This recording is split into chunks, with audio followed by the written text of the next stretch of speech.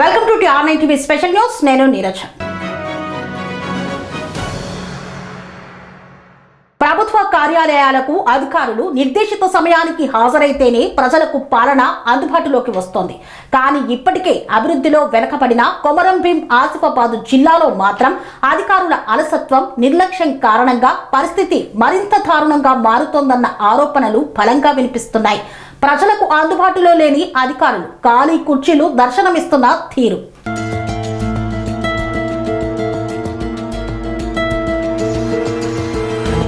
ప్రభుత్వ కార్యాలయాలకు అధికారులు నిర్దేశిత సమయానికి హాజరైతేనే ప్రజలకు పాలన అందుబాటులోకి వస్తుంది. కానీ ఇప్పటికే అభివృద్ధిలో వెనుకబడిన కొమరంభీం ఆసిఫాబాద్ జిల్లాలో మాత్రం అధికారుల అలసత్వం, నిర్లక్ష్యం కారణంగా పరిస్థితి మరింత దారుణంగా మారుతోంది. జిల్లా ఆవిర్భావం జరిగి 9 సంవత్సరాలు పూర్తి చేసుకుని 10వ సంవత్సరంలోకి అడుగుపెట్టిన ప్రజలకు కనిపించని మార్పు ఏమాత్రం లేదన్న విమర్శలు సర్వత్రా వ్యక్తమవుతున్నాయి. అభివృద్ధి పరుగులు తీస్తున్న ఇతర జిల్లాల సరసన నిలవాల్సిన కొమరంభీం ఆసిఫాబాద్ జిల్లా మాత్రం ఇంకా మొదటి అడుగుల వద్దే నిలిచిపోయిందన్న ఆవేదన ప్రజల్లో ఉప్పొంగుతోంది. కలెక్టరేట్ పరిస్థితి ఇదేనా? ఉదయం 11 గంటల వరకు ఖాళీ కుర్చీలే దర్శనం. సమీకృత జిల్లా కలెక్టరేట్లో 44 విభాగాలు కొనసాగుతుండగా దాదాపు 5 శాఖలు మినహా మిగతావన్నీ కార్యాచరణలో ఉన్నట్లు రికార్డుల్లో కనిపిస్తున్నాయి. కానీ వాస్తవ పరిస్థితి మాత్రం పూర్తిగా భిన్నంగా ఉంది.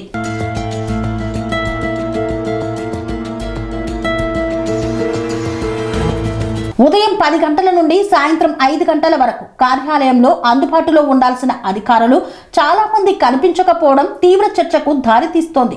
ఉదయం 10 గంటలకు రావాల్సిన అధికారులు 10:30 నుండి 11 నుంచి మధ్యాహ్నం 1 గంట వరకు ఒక్కొక్కరిగా రావడం సర్వసాధారణంగా మారింది. దీంతో ఉదయం 11 గంటల వరకు ప్రధాన కార్యాలయాల్లో కుర్చీలు ఖాళీగా దర్శనమిస్తుండటం కలెక్టరేట్ వాస్తవ చిత్రాన్ని బయటపెడుతోంది. దూర ప్రాంతాల నుండి తెల్లవారుజామునే బయలుదేరి వచ్చిన ప్రజలు అధికారుల కోసం గంటల తరబడి ఎదురు చూడాల్సిన పరిస్థితి నెలకొంది. జిల్లా అధికారి ఉంటే చాలు, కింది స్థాయి సిబ్బంది కనిపించరా? కొన్ని శాఖల్లో జిల్లా అధికారులు సమయానికి వచ్చినా కింది స్థాయి సిబ్బంది మాత్రం ఒక్కొక్కరిగా మధ్యాహ్నం వరకు రావడం, కొన్నిసార్లు ఏ సమాచారం లేకుండా రాకపోవడం పరిపాటిగా మారిందన్న ఆరోపణలు వినిపిస్తున్నాయి.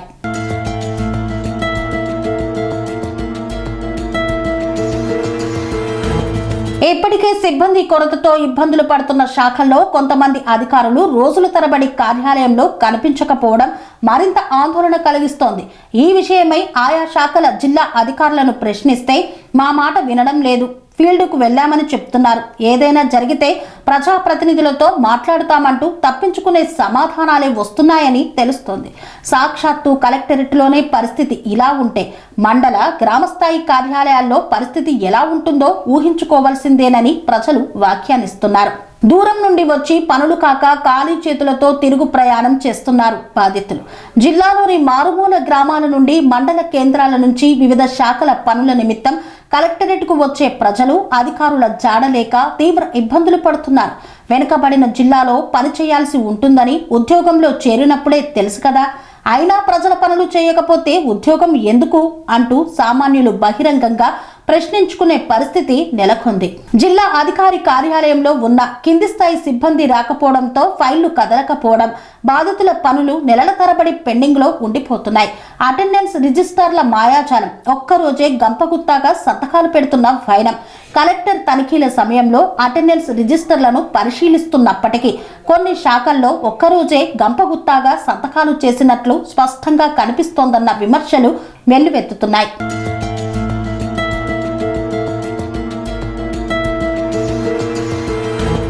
ఇది కేవలం నిర్లక్ష్యం కాదని పాలనా వ్యవస్థను మోసం చేసే ధోరణిగా ప్రజలు అభివర్ణిస్తున్నారు. బయోమెట్రిక్ విధానం తప్పనిసరి కావాలా? ప్రజల డిమాండ్ ఇదే. ఈ అక్రమాలకు చెక్ పెట్టాలంటే విద్యా సంస్థల్లో అమలవుతున్న బయోమెట్రిక్ SRS విధానాన్ని సమీకృత జిల్లా కలెక్టరేట్లోనూ అమలు చేయాలన్న డిమాండ్ బలంగా వినిపిస్తోంది. ఇలా చేస్తే అధికారులు సమయానికి హాజరవుతారు, ప్రజలకు పనులు వేగంగా జరుగుతాయి, జిల్లా పాలనపై నమ్మకం పెరుగుతుంది, అధికారులకు అనవసర విమర్శలు తప్పుతాయి అన్న అభిప్రాయం సర్వత్రా వ్యక్తమవుతోంది. కలెక్టర్ తనిఖీలు మార్పుకు ఆరంభమా లేక తాత్కాలికమా? జిల్లాకు బదిలీపై వచ్చిన కలెక్టర్ కె హరిత సమస్య తీవ్రతను గ్రహించారో ఏమో కానీ తాను బాధ్యతలు స్వీకరించిన నాటి నుండే కలెక్టరేట్తో పాటు కాగజ్ నగర్లోని పలు శాఖలను ఆకస్మికంగా తనిఖీ చేయడం ప్రారంభించారు.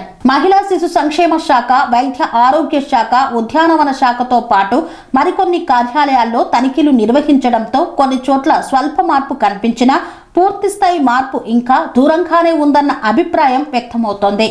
ప్రశ్న ఒక్కటే, ఇప్పటికైనా మారుతుందా జిల్లా పాలనా తీరు? 10 ఏళ్ల జిల్లాగా మారుతున్న కొమరం భీం ఆసిఫాబాద్లో ఇప్పటికైనా అధికారులు బాధ్యతగా వ్యవహరిస్తారా, లేదా నిర్లక్ష్యమే జిల్లా అభివృద్ధికి అడ్డుగోడగా మిగిలిపోతుందా? కలెక్టర్ స్థాయిలో మొదలైన తనిఖీలు శాశ్వత సంస్కరణలుగా మారుతాయా, బయోమెట్రిక్ వంటి కఠిన నిర్ణయాలకు దారితీస్తాయా అన్నది వేచి చూడాల్సిందే.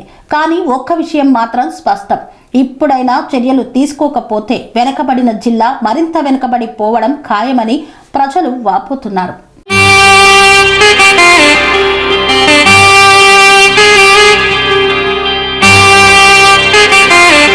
శ్రీ సమ్మక్క సారక్క జ్యోతిష్యాలయం శ్రీ సమ్మక్క సారక్క దేవతల ఆరాధనతో మంత్రసిద్ధి, వాక్సిద్ధి పొందిన కోయకురువు పి లక్ష్మణ్ రాజ్ గురూజీ.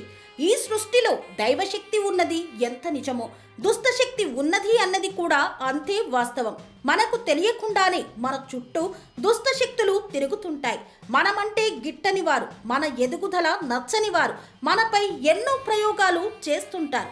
ఈ ప్రయోగాల వల్ల మనశ్శాంతి కరువవుతుంది, లక్ష్మీ కటాక్షం దూరమవుతుంది, ఎదుగుదల ఆగిపోతుంది, ఆస్తులు చేజారుతుంటాయి, కుటుంబ కలహాలు చోటు చేసుకుంటాయి, రోడ్డు ప్రమాదాలు జరుగుతుంటాయి, ఆరోగ్య సమస్యలు రావడం, పెళ్లి సంబంధాలు కుదరకపోవడం, వివాహ బంధంలో పీటలు భారడం వంటి అనేక ఇబ్బందులకు గురవుతుంటారు. దుష్టశక్తుల ప్రభావం నుండి బయటపడడానికి, ఉద్యోగాన్ని పొందడానికి, ఉద్యోగ ఉన్నతికి, వ్యాపార అభివృద్ధికి, కోర్టు సమస్యల పరిష్కారానికి, రాజకీయ ఎదుగుదలకు, వ్యవసాయంలో మేటి దిగుబడి కోసం, పిల్లల భవిష్యత్తు ఉజ్వలంగా ఉండేందుకు ఒక్కసారి మీరు శ్రీ సమ్మక్క సారక్క జ్యోతిష్య ఆలయాన్ని సందర్శించండి. లక్ష్మణ్ రాజు గురూజీని కలవండి. మీ జీవితంలో ఉన్న సమస్త సమస్యలకు పరిష్కారం దొరుకుతుంది. నరదోష, నాగదోషం, బాలగ్రహ దోషాలు, లక్ష్మీ కటాక్షం కోసం, ఆర్థిక అభివృద్ధి కోసం, కనుదిష్టి ప్రభావం, చెడు ప్రయోగాల నివారణ కోసం శక్తి పూజలు చేసి శాశ్వత పరిష్కారం చూపుతూ యంత్రాలు ఇవ్వబడును.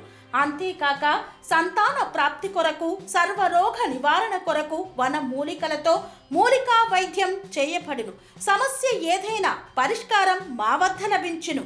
నమ్మకంతో రండి, ఆయురారోగ్యాలతో వర్ధిల్లండి. మా అడ్రస్ శ్రీ సమ్మక్క సారక్క జ్యోతిష్యాలయం, కోంపల్లి కమాన్ వద్ద, కోంపల్లి, మేడ్చల్, మల్కాజ్గిరి జిల్లా.